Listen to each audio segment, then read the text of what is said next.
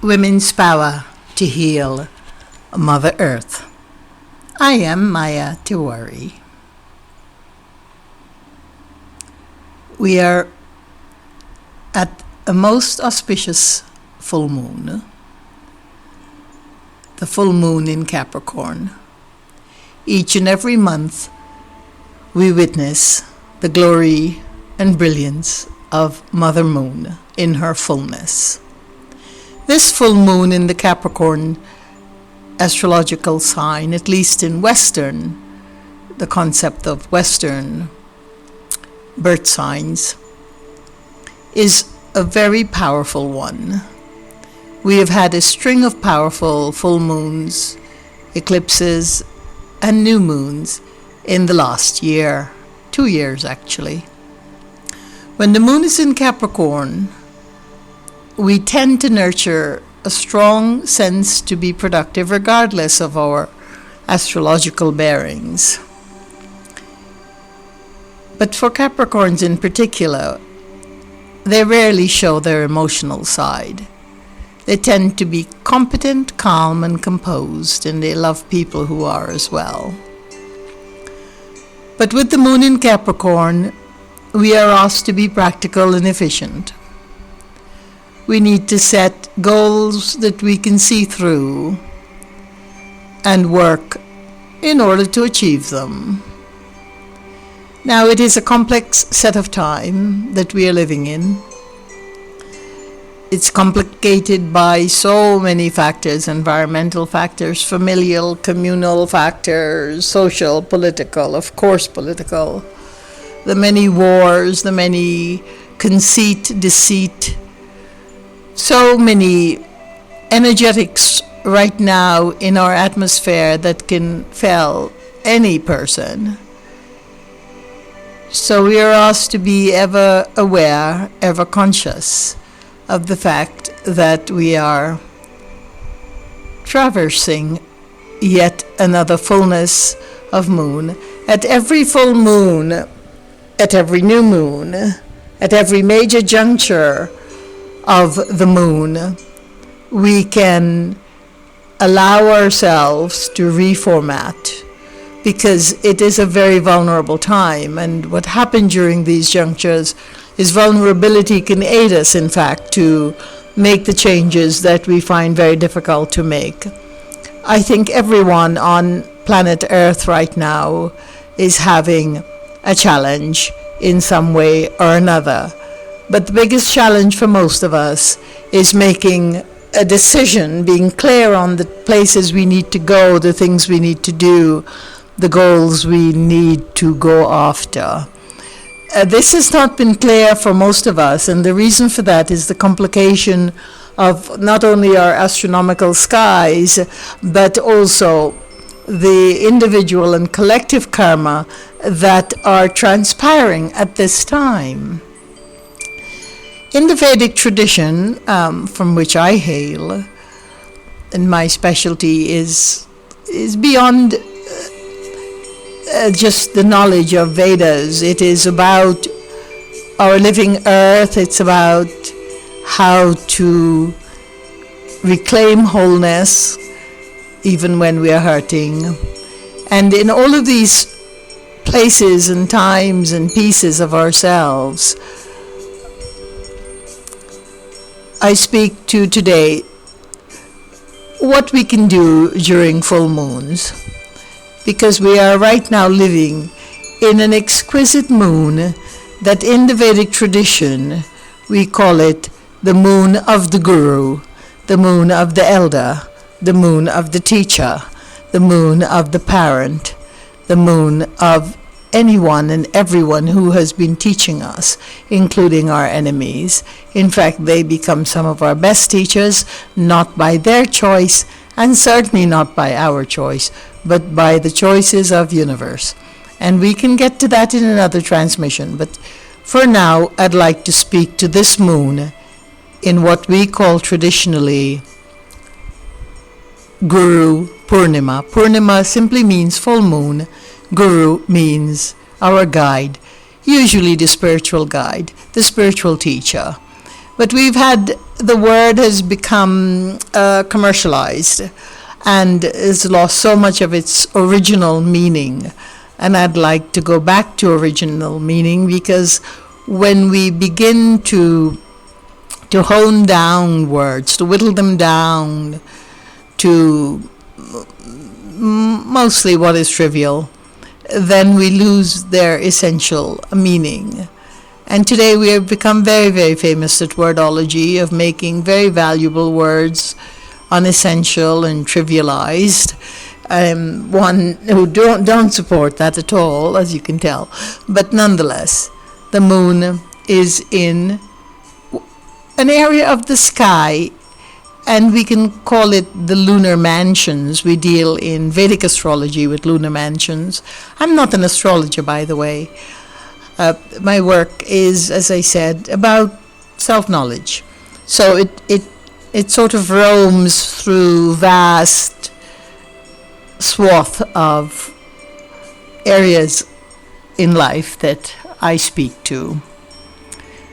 This area in the sky, which we call a nakshatra or a lunar mansion, is called Uttara Ashadha. And the Uttara Ashadha actually is ruled by many gods, we can say, in our tradition of the Vedas. There's gods of the skies who convey the virtues of leadership, truth, justice, and what we call dharma in Sanskrit, which is action that are helpful to everyone. I don't want to use the word righteous, but another translation in English would be sacred actions, actions that serve each and every one. So in this full moon, it points us towards our inner strength, the ability to bring balance and align ourselves again to that understanding of the Guru. Now, the Guru can be in yourself, because ultimately we search for the Guru. We have the blessings of many Gurus as we walk our lives. I, for one, have been blessed by quite a few, and a few very, very prominent men and women from the time I was born, including my father and my mother's. But in terms of the Guru in ourselves, that is our ultimate aim or goal. That is where we go, so that we become self-reliant, we become self-governing intelligence.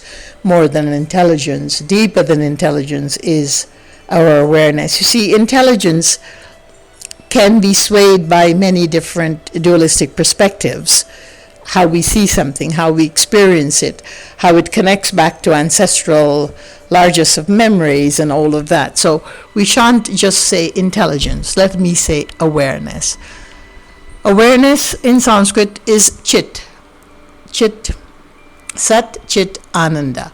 We'll get back to that. But chit here means the connection, our human connection, our mental, emotional, and beyond the mind, beyond the intellect, connection to a reality that is, as opposed to a reality that we perceive that may not be the reality. So this word awareness is something that comes up very much when we talk about Guru, because a Guru is supposed to be a wise person, not necessarily elderly, but wise. Now, in native traditions, we have always had the crones and the elders.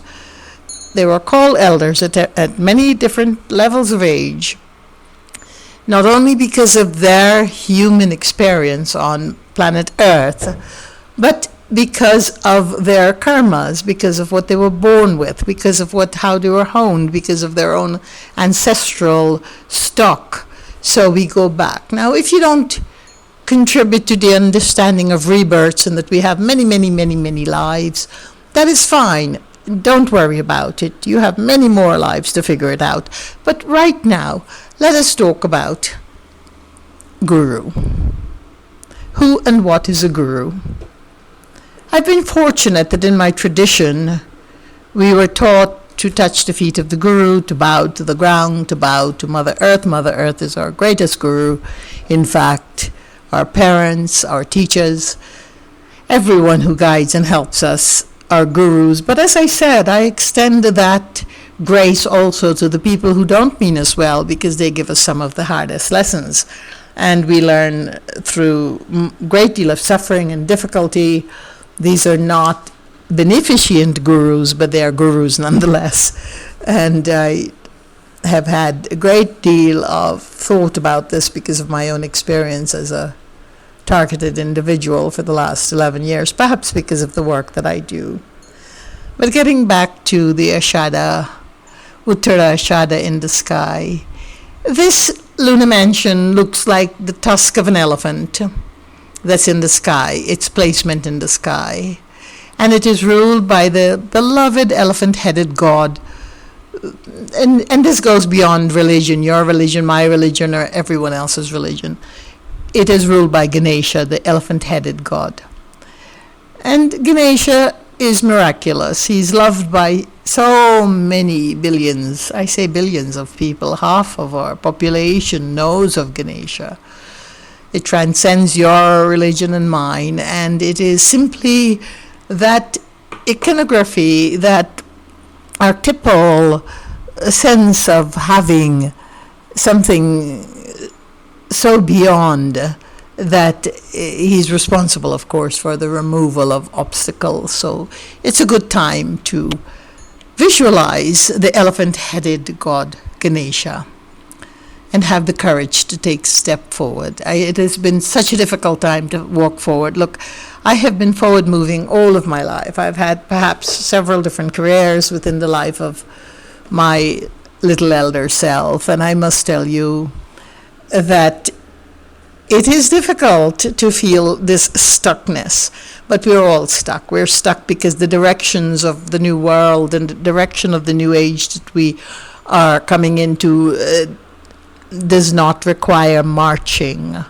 or stomping into it. It requires a sense of grace and gentleness and a deliberate slowness, a pause before we jump, think, whatever. And so that's why so many of us are feeling stuck, because we just can't use the old habituated movement to go forward. So Ganesha, as we visualize this exquisite elephant-headed being, it is reminding us, it is going into the part of our samskaras or imprints in the mental field here that can allow us to dissolve fears and make peace with whatever the present have for us. It is a place where we can just simply use simple things that bring us back in alignment. There is an incredible, as I said, the last few years we've had some of the most miraculous, magnetizing alignment of our planets. And as I said, I'm not an astrologer, so please don't categorize me in that category.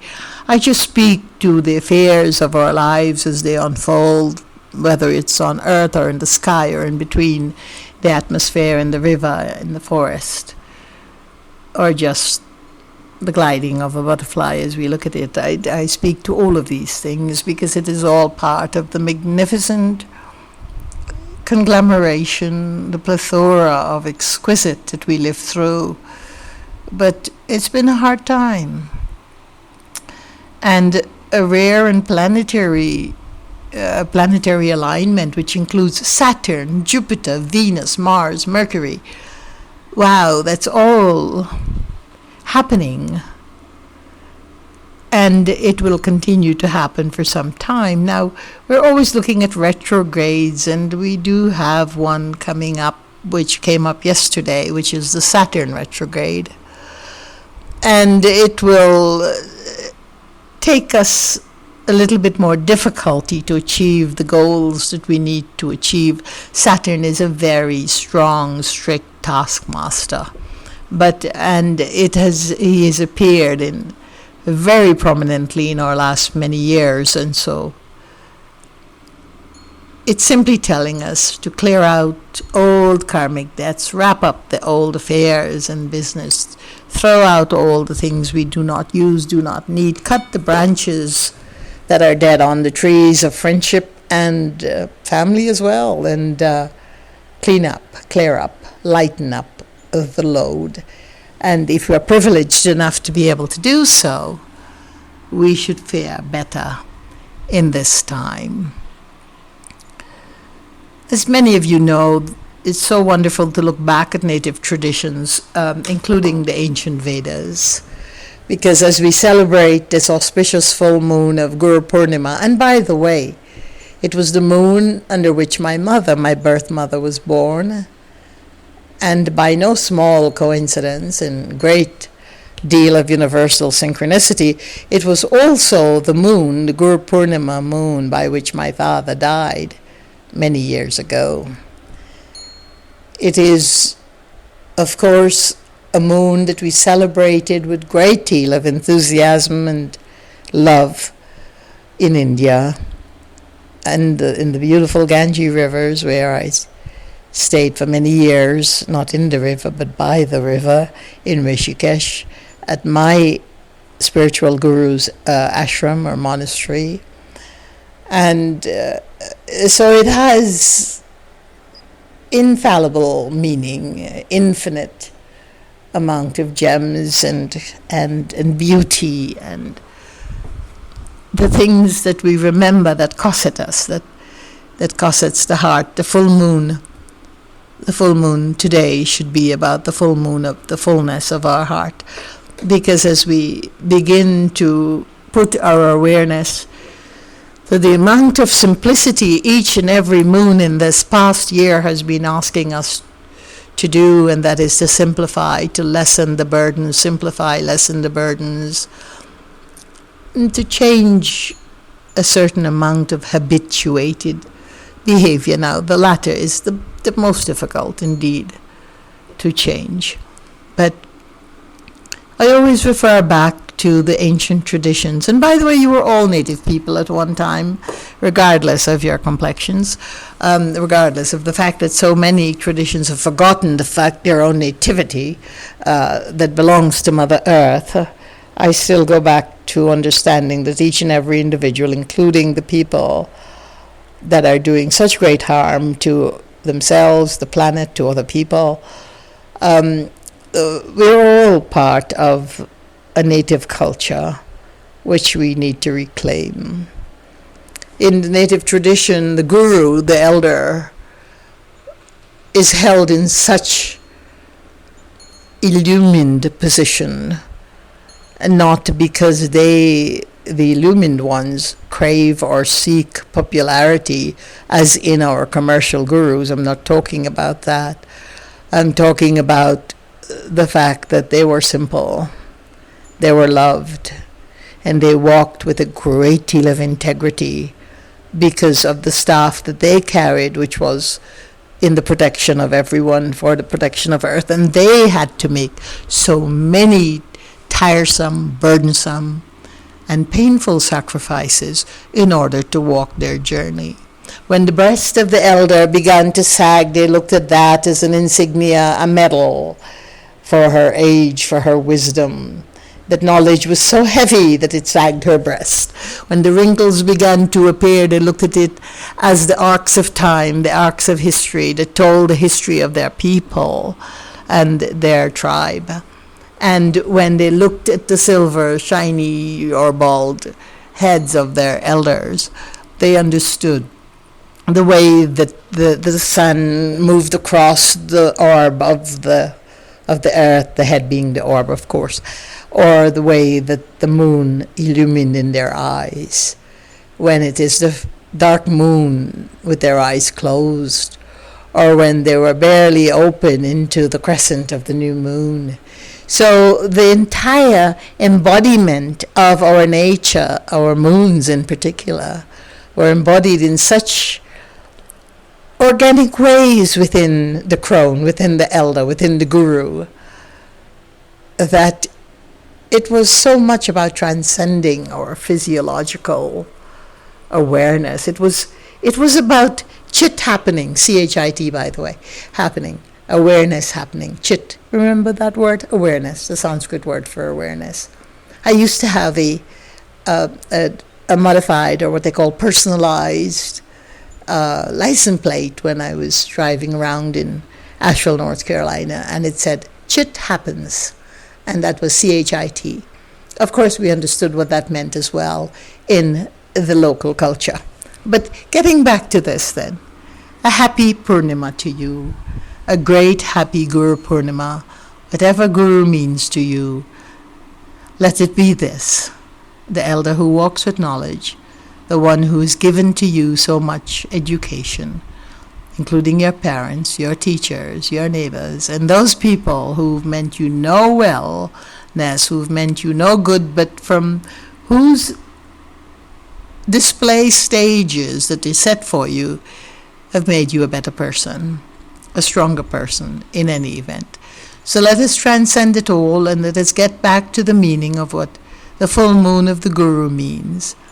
In the Vedic tradition, the first Guru was Shiva, Lord Shiva, whom we call the first yogi, the Adi Yogi, that set up this amazing system for us of the Guru-Shishya relationship. The Guru-Shishya relationship is that of the teacher and the student, and this incredible immortal relationship, this eternal alliance, a relationship that sets the pace for everything human that we can possibly become in terms of consciousness and awareness. Peace. Peace be your journey. Thank you for listening.